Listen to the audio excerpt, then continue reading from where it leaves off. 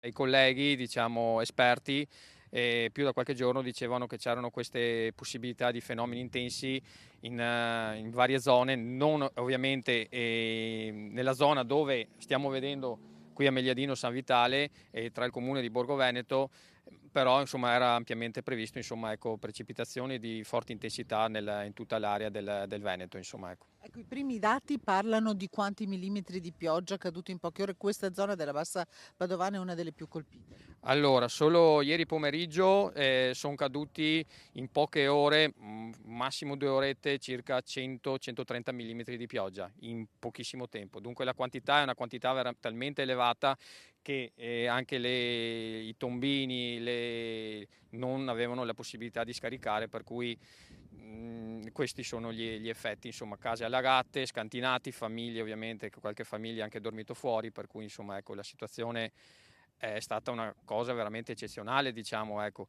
È stata dovuta ovviamente a una serie di temporali autorigeneranti, perché c'era la convergenza di correnti di Scirocco con la corrente di Bora, che ha continuato a sviluppare questo temporale sempre nella stessa zona, scaricando quantitativi veramente importanti come abbiamo visto, insomma, ecco. Il fenomeno invece che ha colpito tutta la provincia nella serata di ieri era diverso oppure stiamo parlando dello stesso fenomeno? Quello di ieri sera era un fenomeno, diciamo, di una linea temporalesca di passaggio intensa, principalmente era anche una supercella che poi si è trasformata in una semplice linea temporalesca che ha portato anche qualche chicco di grandine nel comune di Borgo Veneto, con precipitazioni di nuovo intense.